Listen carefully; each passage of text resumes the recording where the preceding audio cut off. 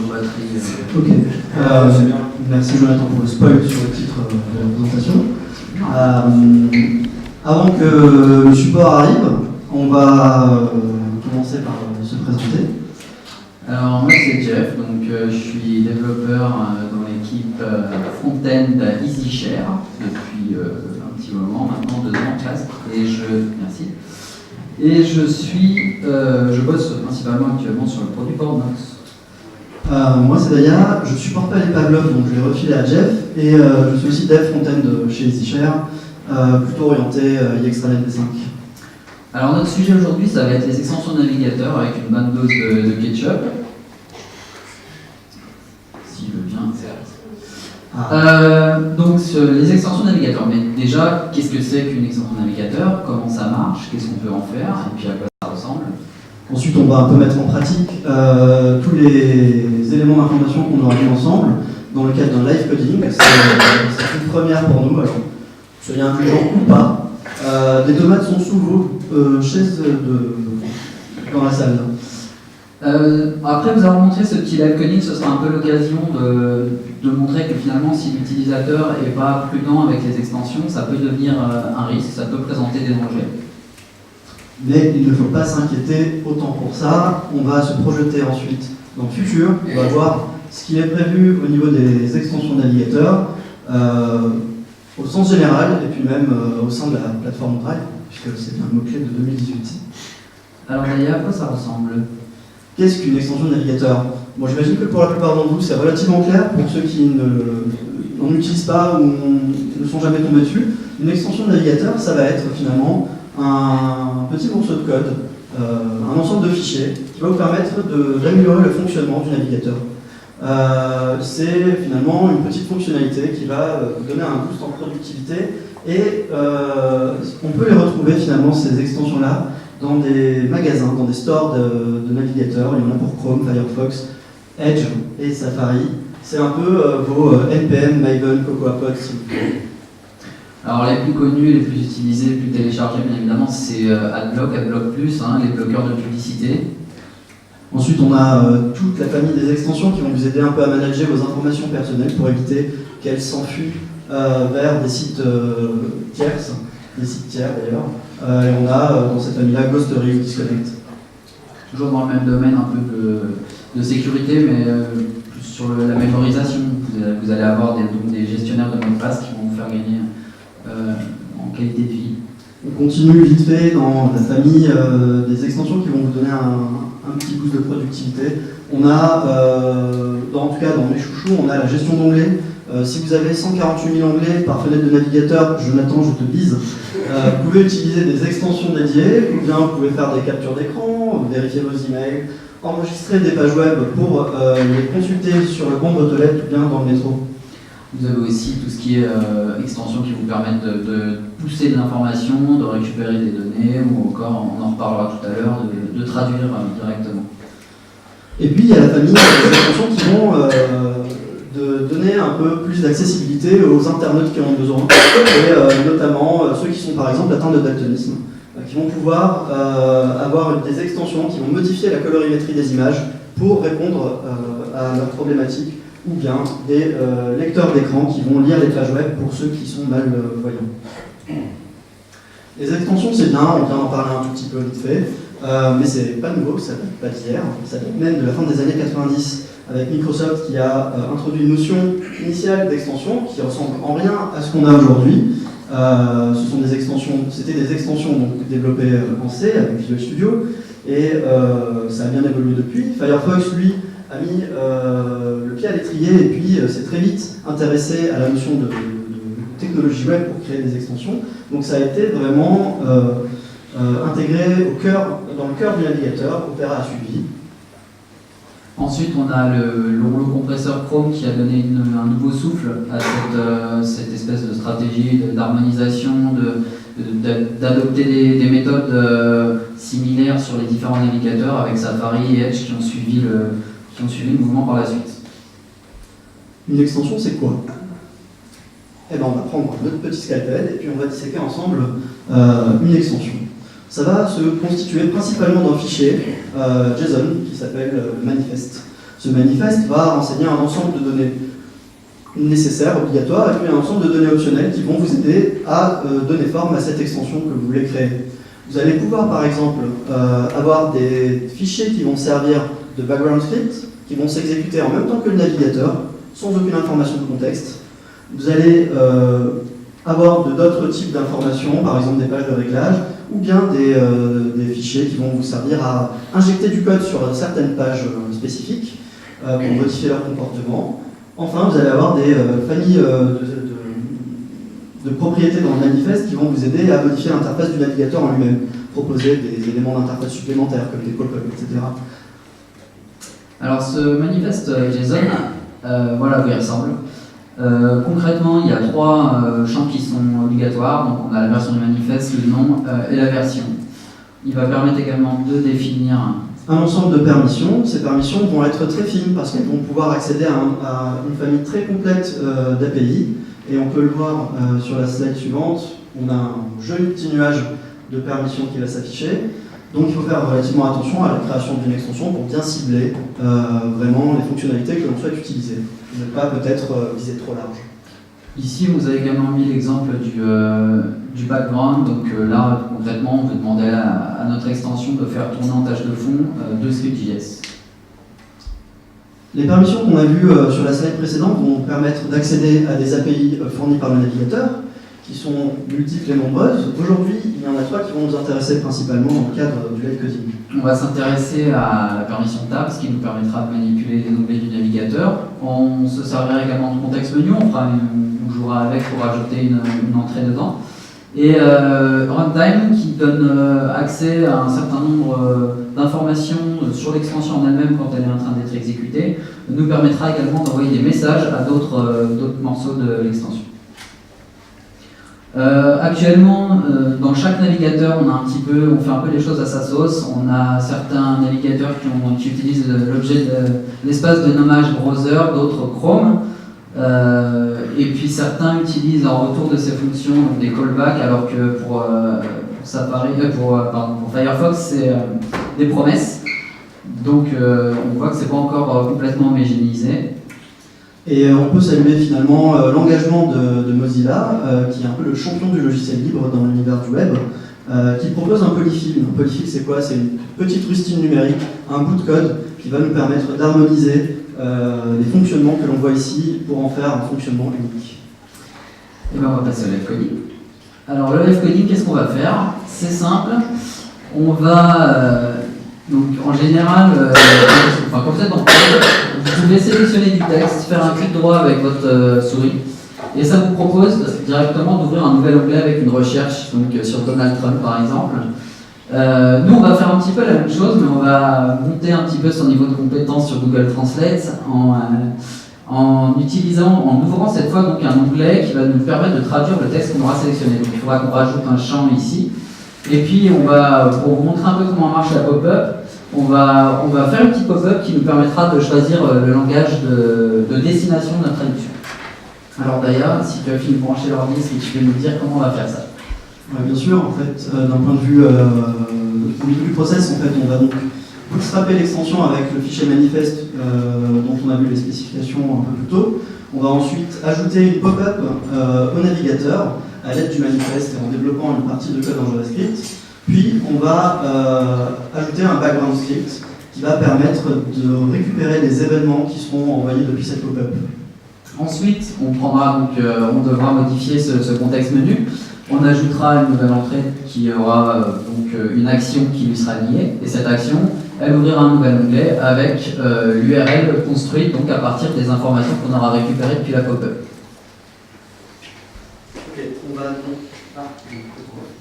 Donc on va switcher d'ordinateur.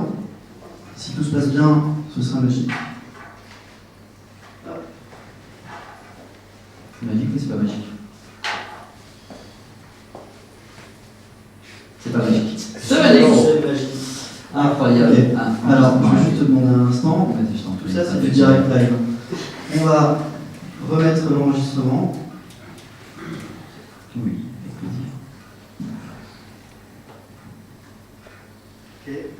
Les aléas du direct, donc là, une petite capture d'écran pour la postérité.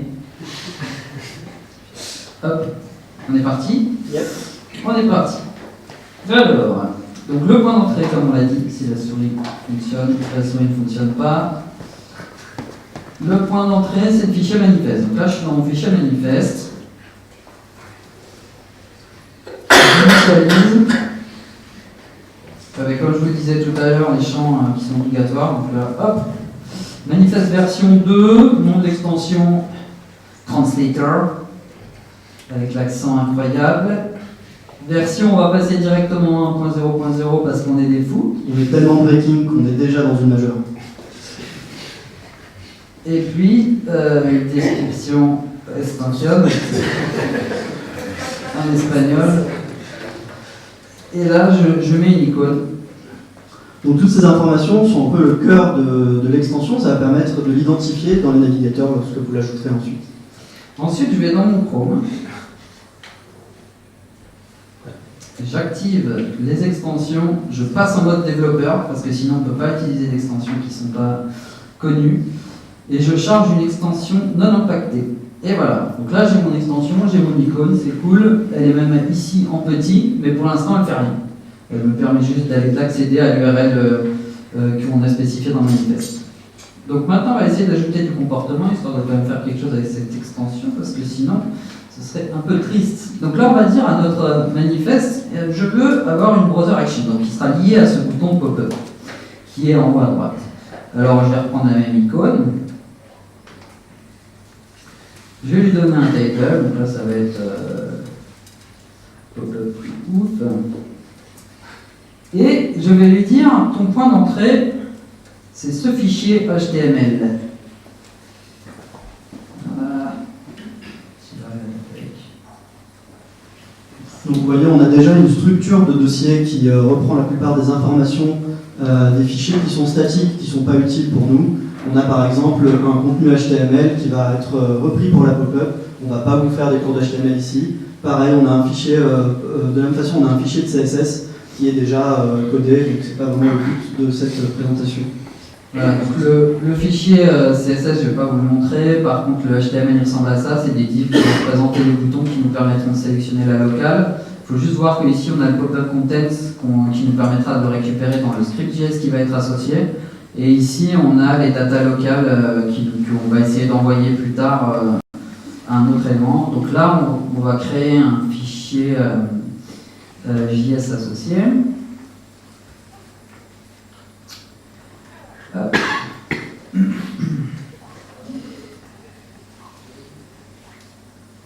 Et ici.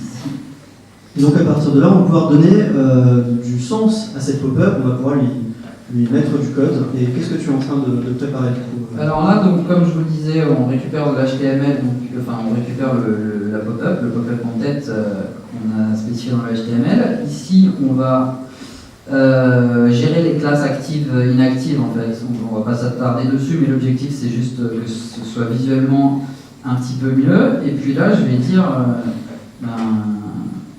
wesh, bien.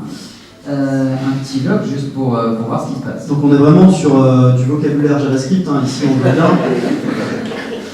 Donc là, je fais la technique des doubles doigts qui me permet de faire un clic droit sur Mac. Et là, j'ai donc ma pop-up. Donc là, j'ai la console associée à la pop-up.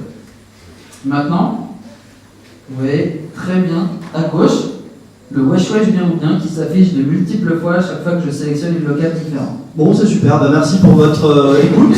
Et si vous avez des... Ah non, c'est pas fini, pardon, excusez-moi. Et non d'ailleurs, car nous allons essayer de faire encore mieux. Alors cette fois, qu'est-ce qu'on pourrait récupérer en fait? C'est donc cette locale. Et comment on fait pour, dans les web extensions pour l'envoyer? En fait, on utilise l'API de runtime dont on parlait tout à l'heure, qui nous permet d'envoyer des messages à tous les éléments de l'extension. Donc là, ce que je dis, c'est j'envoie un objet qui va avoir un attribut currentLength dans lequel je passe ma locale. Et qu'est-ce que je vais faire? Je vais aller dans mon manifeste et dire manifeste, je veux avoir un script qui va écouter ce qui se passe dans cette pop-up. Donc, il parle comme ça quand il code.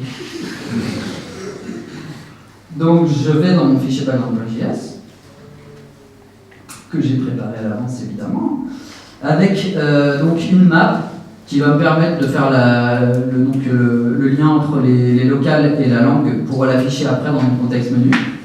J'ai l'URL de base de Google Translate, j'ai ma langue automatique de source que je vais utiliser, là je vais être en auto, et par défaut je vais mettre langue de destination FR tant qu'on n'a pas récupéré l'info de la pop-up. Ici j'ai fait une petite fonction qui me permet de construire cette URL et d'encoder, puisque comme on est obligé d'encoder à cause des caractères et autres. Étape suivante, on va vouloir ici donc créer une nouvelle entrée dans notre contexte menu. Alors elle va s'appeler ici Translator, elle va prendre comme title le texte sélectionné et utiliser mon tableau que je vous ai montré juste avant, qui fait le map de langue, enfin le tableau c'est un objet. Ici je vais donc avoir besoin pour faire ça de dire dans mon manifeste ajoute-moi des permissions, j'ajoute telle permission. Donc là, hop. Sans ces permissions, votre extension ne va pas fonctionner correctement, car le navigateur ne va pas donner l'autorisation à l'accès des API qui correspondent. Donc là, j'ai besoin de contexte menu, j'en profite pour ajouter Active Tab qui me permettra, vous vous en doutez, d'accéder à la tab active. Là, je vais créer une nouvelle fonction. Cette fonction va donc réceptionner l'événement du clic pour vérifier s'il vient du contexte menu intitulé Translator. Et ce qu'on fait, c'est qu'on va vouloir donc, là j'utilise tabs, tabs parce que justement j'ai donné le droit sur le active tab. Donc là ce qui se passe, c'est que maintenant quand je serai dans mon menu contextuel, lorsque je serai sur l'élément Translator, je vais pouvoir récupérer le texte qui était sélectionné, qui était lié, et je vais l'envoyer dans ma petite fonction qui me permet d'obtenir la bonne URL. Alors si je recharge là déjà l'extension étape number one, si j'avais un clic droit, voilà, donc là j'ai une nouvelle entrée, Translate Custom Extension to French. Mais ce n'est pas encore suffisant parce qu'on a dit que vous voulez savoir ce qui se passe depuis la pop-up. Et alors pour faire ça, on va tout simplement créer un listener comme ceci, qui va simplement regarder si on a un current line. Vous vous souvenez de l'objet qu'on passait tout à l'heure? On va regarder si cette fois on a bien un current line. Et lorsqu'on en récupère un, on va en profiter pour mettre à jour notre contexte menu en rajoutant le titre qui va bien avec cette fois-ci la bonne langue. Il faut évidemment attacher ce listener. Donc, on l'ajoute sur le runtime onMessage et maintenant on va donc pouvoir recevoir les événements de la pop-up. Hop là. Donc maintenant, si je retente, ici je suis en French. Ici, je passe en ukrainien. Et ici, on a bien déjà c'est mis à jour. Et si je clique dessus, roulement de tambour.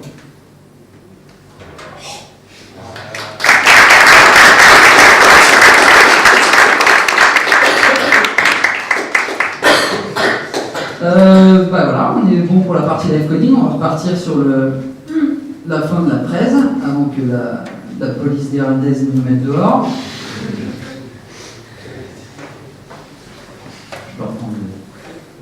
Merci. Ah, très bien. Qu'est-ce qu'on peut dire de plus? Alors, on nous a montré qu'il y avait un certain nombre de permissions. On voit qu'il y en a beaucoup. On peut donner l'accès à ses favoris, on peut donner l'accès à son historique, on peut donner l'accès à ses web requests, et l'utilisateur peut les modifier. Mais du coup, la question va se poser pour l'utilisateur, c'est est-ce que cette extension a vraiment besoin de tout ça? Vous posez la même question quand vous installez une calculatrice sur votre téléphone. Est-ce qu'elle a vraiment besoin de connaître mes messages, mon carnet d'adresses, mes sextos? Non, pas tout à forcément. fait, pas forcément. Et c'est bien là qu'on voit que finalement, ce système de permission, c'est finalement le Martin Talon d'Achille des extensions de navigateur. Merci beaucoup. Elle est travaillée celle-là. Et on peut avoir un navigateur comme Chrome qui a des équipes de sécurité dédiées, qui est très réactif à la sécurité. Si l'utilisateur ne fait pas attention à ce qu'il installe, au listing des permissions qui lui est montré lorsque l'installation de l'extension se fait, c'est sa responsabilité finalement, et plus celle du navigateur. On va vous montrer justement un petit exemple tout frais. Là, il y a une quinzaine de jours, il y a une extension qui a été retirée du market de Chrome, c'est Tiempo en Colombia en Vivo, avec l'accent encore, qui est une extension qui permettait de générer des revenus publicitaires en gonflant les clics sur des vidéos YouTube. Elle utilisait une technique qui s'appelle les Force Chrome Extension, qui revient un peu fréquemment. C'est en fait, quand vous essayez de quitter une page, vous prenez des pop-up invasifs qui vous empêchent, qui vous forcent à rester, qui reviennent, qui vous proposent d'installer, au lieu de quitter la page, qui vous proposent d'installer donc cette extension. Vous pouvez notamment rencontrer ça sur les sites de divertissement pour adultes. Et donc elle empêchait également l'utilisateur de la désinstaller, c'est ça qui est un petit peu plus gênant. On va vous montrer donc un petit bout de code ici. Et faut que j'avance, je rapide. Et après, donc là, si vous regardez, vous avez quelques secondes pour regarder, puis après, on va vous expliquer, on va essayer de voir si vous avez trouvé ce qu'elle fait, et on va vous expliquer. Pas de son, c'est ballot. On est super On avait une dernière petite surprise pour vous, et il s'avère que ça fait ça. C'est pas grave. Bon. On vous a donné 10 secondes, à votre avis, qu'est-ce que ça fait? Résultat.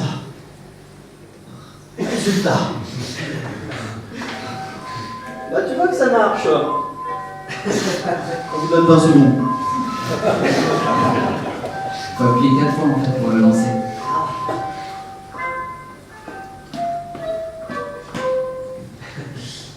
Vous l'avez bien deviné. Cette extension va écouter des événements de navigateur, notamment va matcher l'adresse chrome //extension, qui est celle qui vous permet de lister les extensions navigateurs, les manager et donc effectivement les supprimer. Et quand elle écoute cette URL, quand elle reçoit ce message-là, elle va automatiquement changer l'adresse de l'onglet vers une page qui n'a rien à voir avec la choucroute, qui s'appelle chrome //apps, qui liste les apps Chrome, c'est notre concept, en rajoutant un petit wording en fait qui va tromper l'utilisateur avec ce point d'interrogation R égale extension. L'utilisateur lambda, lui, est berné, il ne comprend pas, il pense que c'est la bonne page. Il y a un chercheur de Malwarebytes qui s'appelle Peter Hans qui a proposé des solutions pour essayer de désinstaller cette extension. Il a déjà testé quelques trucs, donc il a essayé de désactiver JavaScript dans Chrome. Le problème c'est que ça désactive seulement JavaScript dans les pages, ça ne désactive pas dans les pages internes, donc tout ce qui est paramètres de Chrome ou autre. Donc ça ne fonctionne pas. Après il a tenté d'utiliser l'option Disable Extensions en lançant Chrome. Et là, Chrome ne reconnaît plus les extensions, il se comporte comme si les extensions n'existaient pas du tout. Du coup, on ne peut pas non plus accéder aux settings des extensions et on ne peut pas en désinstaller. Donc ça ne marche pas non plus. Et enfin, une solution qui a l'air d'avoir fonctionné, ça a été de renommer le dossier dans lequel les extensions sont stockées. Donc là, Chrome détecte l'extension comme corrompue. On voit bien que les solutions ne sont pas forcément évidentes pour un utilisateur lambda, et on va surtout se poser la question de la réactivité des équipes, parce que là, il a fallu 15 jours à Chrome, à Google, donc quand même pour enlever cette extension. Parfois, ça peut aller plus loin. Je vous ai mis un article dans les annexes qui parle du sujet, où il y a des extensions, 4 extensions, donc ça date d'il y a 15 jours aussi, qui ont affecté plus de 500 000 utilisateurs et qui n'ont pas été retirés suffisamment rapidement. Je pense qu'on a fait un point sur le passé vite fait, pas mal sur le présent, et maintenant on va regarder la suite pour les extensions de navigateur. Aujourd'hui, on a vu que le fonctionnement des extensions et leur implémentation a été variable en fonction des vendeurs de navigateurs. Il y a une discussion qui est en cours et qui va continuer pour accélérer la standardisation des spécifications qui ont été écrites. Donc Microsoft, Google, Mozilla et Apple principalement, vont se mettre ensemble pour discuter de tout ça et avoir peut-être un jour une interface unifiée pour qu'on puisse créer un code qui fonctionne partout. Cela va découler le deuxième point sur cette roadmap, qui est la simplification du développement des extensions de navigateurs vers l'ensemble des navigateurs et pour l'ensemble des développeurs. Et enfin, un des points les plus importants, je pense, et ça a été relevé lors de la présentation, c'est d'améliorer de façon continue la sécurité des extensions et aussi les informations qui sont montrées à l'utilisateur final de ces extensions pour qu'il n'installe pas une extension de jeu et qu'il se retrouve avec par exemple un mineur de Bitcoin. Pourquoi pas? Au sein de Drive, de la plateforme Drive même, il y a un intérêt à travailler et à étudier les web extensions. Je ne sais pas si vous êtes tous au courant, mais on a un produit qui s'appelle EasyTransfer, qui est un compagnon d'Extranet V5 et de la V4 aujourd'hui, peut-être même d'autres produits plus tard, qui va décharger le navigateur de la tâche de téléchargement et de gros dossiers, de gros fichiers, etc. La technologie inhérente, je ne vais pas rentrer dans le détail, mais on est sur des WebSockets. Je vous conseille, je vous recommande même d'aller voir la présentation qui a été faite en OpenRMD par Jérôme Louis et Thomas Levesque, qui est en référence sur cette slide. Mais ce qu'il faut savoir, c'est que les web extensions permettent de jouer le rôle de passerelle entre une application web et une application native en utilisant ce qu'on appelle le native messaging. Et c'est une des pistes que l'on va étudier ensemble avec les équipes clients. Merci Daya. Nous avons rajouté quelques liens ici qui sont vraiment intéressants à regarder si le sujet vous intéresse. Il y a plein de ressources intéressantes. Puis la police n'est toujours pas intervenue. Alors, merci pour votre attention et on vous écoute.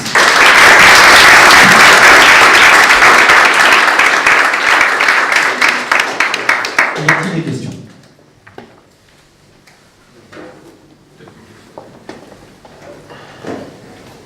Oui, merci pour cette présentation très claire. J'ai fait une question, vous avez parlé de l'étape de dev, c'est-à-dire que l'extension est en cours de développement. Quel est le process ensuite par la suite pour le mettre dans un store, j'imagine, et le met à disponibilité de la communauté? Très bien. Oui, c'est vrai, on a un peu laissé de côté cette partie-là qui ramène des problématiques qui sont propres au packaging et au deployment des extensions de navigateurs. Pour faire vite, sans rentrer dans le détail parce que je ne connais pas tous les détails non plus, il existe des bibliothèques qui permettent de packager des extensions des web extensions aujourd'hui à partir d'une seule base de code et donc du polyfill Mozilla dont on a vu l'existence il y a quelques instants, vers les formats spécifiques des navigateurs. Il faut savoir que Chrome, lui, par exemple, est sur un format de fichier spécifique, Firefox va en avoir un autre, et je vais laisser ça par côté, mais Edge aussi va en avoir un autre. Et donc c'est une étape qui peut être facilitée en utilisant les web extensions, mais il est vrai qu'elle reste compliquée parce qu'il y a notamment des frais financiers. Il faut savoir qu'aujourd'hui, pour déployer une extension sur Edge, il faut payer une sorte de licence de développeur, un peu comme quand on veut déployer une application sur un store en fait. Mais c'est un sujet qu'on va étudier, j'imagine, le moment venu, si ça intervient au sein de Drive, et sur lequel on pourra rééchanger plus tard. Merci. D'autres questions? Vous avez été trop clair.